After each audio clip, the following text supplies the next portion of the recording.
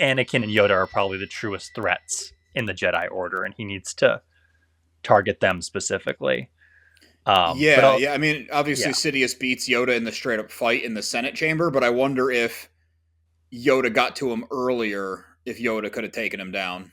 yeah, I think, and his vision, even then, he has Palpatine on the ropes, and the only reason why he fails is because he's holding on to Anakin, which I think is interesting. Again, to maybe talking about attachments with the Jedi, and maybe why he has to reject that is because he is, like every living person has attachments, and I think this viewing of these episodes, coupled with our viewing of Attack of the Clones, is really interesting because my viewing of Attack of the Clones made me pick up on a lot more warmth that Yoda has towards Anakin in those movies and concern for him. That's not out of a like disciplinarian or even you know a disciplinarian way or a way of being like more pious than Anakin. It's out of a genuine like fatherly or grandfatherly concern for Anakin's Yeah, he's well-being. just worried about this confused kid, basically. Yeah, and that sort of is in these episodes as well, that he loves Anakin dearly, you can tell, and like trusts him, and in this vision he loses his fight with Palpatine because he's trying to protect Anakin the whole time. And we can continue this conversation from last week. Is it just because of his he sees Anakin as the chosen one or something like that? But I don't really see it that way in these episodes. At least it seems like he genuinely loves Anakin, and that's why he also gets him to free him from the hospital in the first episode of this arc, where he brings Anakin aside and says like, "Break Yeah, me he out knows of here." Anakin's cool with breaking the rules, so let's do Yeah, this. Yeah, and I there's like there's that. some genuine like love for who he is and acceptance of who Anakin is in that request, which I really love too. So Yeah, I think it's kind yeah, of both of what you said, where part of it is maybe not the chosen one specifically, because Yoda, I'm sure he listened to it. He seems like he was kind of open to any information, but I never got the impression that he put a ton of stock into it, because even when they talk about it in Attack of the Clones, they bring up, is Anakin the chosen one? And then Yoda says, if we misunderstood this prophecy, it could be real bad. So I think he's like, look, we have to listen to it, but kind of like the Qui-Gon thing of like, be mindful of the future, but be in the here and now. You have to be present. So Yoda's like, yeah, prophecy, fine. We have to do this thing right now. Just like Mace Windu was saying, like, we have to win the war right now. But yeah, the other part of Yoda and Anakin is one, he's a Jedi. So the Jedi just kind of, they're very empathetic, especially Yoda's been around forever. If Yoda wasn't Force sensitive, he was just a 900-year-old guy who cared about people, he would take on the weight of the world. He would feel everybody's pain. So add in this like mystical energy field that literally binds them together, and then take Anakin, who's amplifying even more power, but lost and confused and sad. Like Anakin's a great warrior, and he really is his best self during war. But that's not necessarily a good thing. It's because he has a simple, clear objective, and he knows what to do. yeah. I just while you were talking and I was taking in what you were saying, I have a very uh unformed thought. So I'm going to work it out right here, and I'm curious to see what you think of this. So there's the speech in Empire Strikes Back that Yoda gives to Luke about, being present, being here right now, not looking to the horizon. And it's even echoed in Last Jedi when Yoda comes back and speaks to Luke. Do you think that maybe Yoda, to a fault, is too caught up in what's happening presently, and maybe Palpatine uses that against him because he knows Yoda is so caught up in the current moment and is so present in the here and now that all he would want to focus on is trying to accomplish the clear objective in front of him and not think too far into the future or concern himself too much with events that have not yet come to pass, which goes into what you're saying, maybe why he doesn't put too much stock into a prophecy of events that haven't unfolded, or into the idea that there could be a greater plan that has yet to be revealed in the future because he is so focused on people are in danger right now. I need to save them. I can't be thinking about what this will cause in the future. Do you think that's like a weakness on Yoda's part? I know it's a strength on top. I know it's definitely a strength, but do you think that's sort of what they're saying too? Is that like his being too present in the here and now maybe makes him like even more clouded to what's happening in the future?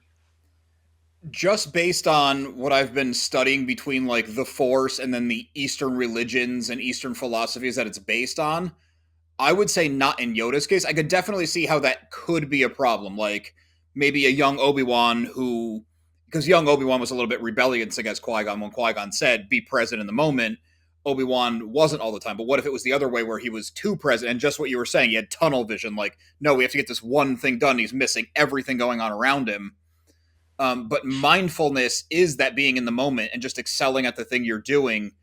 And I kind of like, in my mind, I relate it to like kind of like a flow state. Like I'm sure you get it when you're working on your art. Sometimes you're doing it and you got TV on and you're just kind of like, yeah, this is fine, whatever. And other times you don't even realize it, but you're so dialed in. And after 20, 30, 40 minutes, you kind of like look around and you're like, oh, I did that. And you feel great about it. And you got so much more done than you normally in that kind of time because you're so present in the moment and mindful. So that's kind of how I think of it as maybe only a strength, as long as it's not like you're so dialed in and there's a kitchen fire and you don't notice it.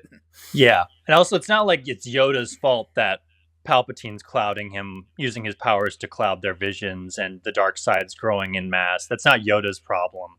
And it's Well, I mean, like it's his problem, but it's yeah, I think it's just the nature of the Force. yeah, it's not his he didn't cause it through his Right? actions Yeah, or yeah. It's not like anything. he's doing anything wrong for that. Yeah, Yeah, I because think that that's the whole thing of like the light side being in balance, and then the dark side creeps in and corrupts it. It's not like Palpatine is casting Force shadow over them. He's just his very presence is muddying the waters. right, exactly. So yeah, I think Yoda. I like the idea that Yoda is always in a flow state and is just always, zen with the here and now, you know, riding that barrel through, through life.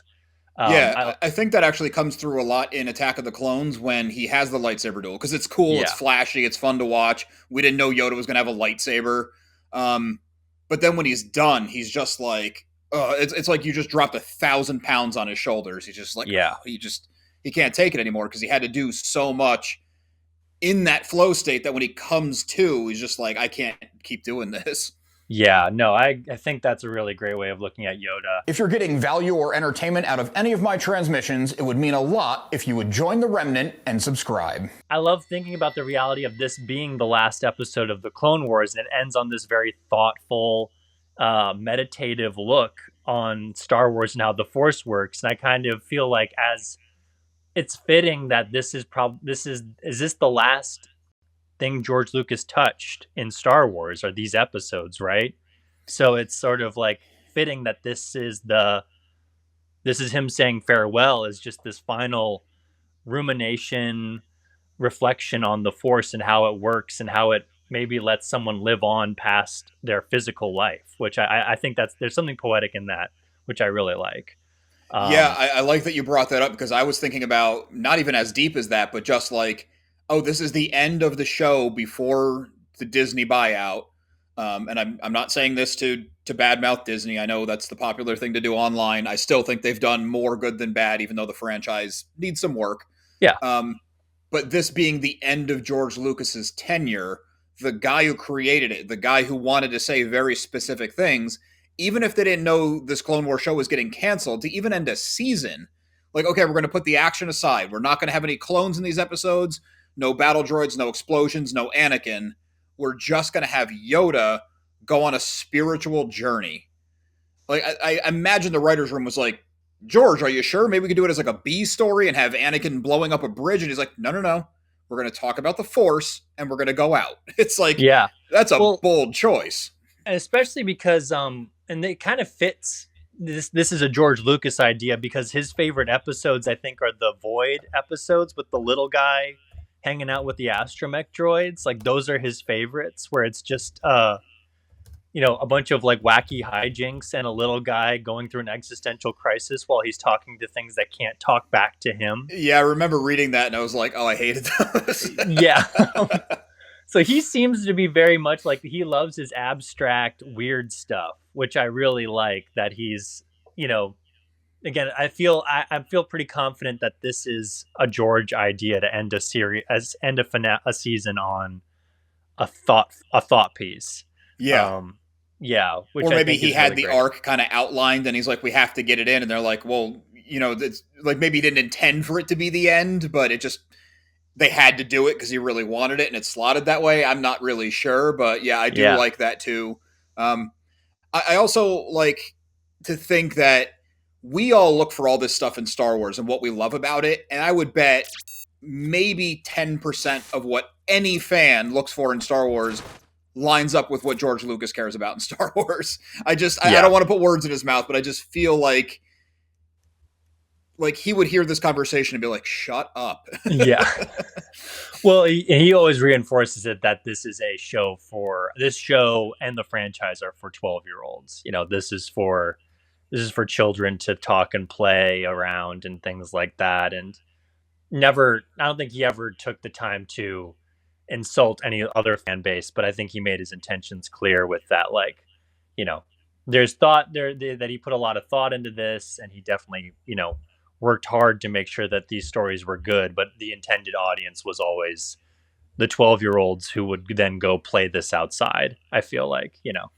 Yeah, well, he Um, wanted to get some ideas that for adults should be basic ideas like right and wrong, yeah, staying in the moment, mindfulness, that kind of stuff. Even taking money out of politics, how easily a democracy can crumble. Like if you even look at our history, these are things that have happened, um, still happening, really. So for him to want to get that across, starting at 10, 12, 13 years old when you can get those concepts makes total sense. Why I think they've stood the test of time is because they're just human stories. yeah, yeah. No, it's I think that's what makes this show stand out. And I don't know, like we talked about last week, it's just crazy to have a show that shares these deep ideas, and it's a kids show on Cartoon Network. It's pretty cool. Um, it's cool that Cartoon Network also allowed them to make this kind of show. I think that I I really like Well, the this is Bad 6 years Batch. in. I think by this Yeah, point, if Lucas went to him and was like, "This is what we're doing," they'd be like, "Oh, okay." yeah. I kind of hope, like, I think Rebels showed that they could get weird with it, but I feel like we've missed a lot of the weird stuff in the animated shows, that other than like Visions or something like that. But like the weird ideas, the big heady stuff, the fantasy, like hardcore fantasy elements being brought back into Star Wars, like these episodes, like the World Between Worlds, all the temples on Lothal, all of those things. I feel like we've been missing a lot of that in current animation,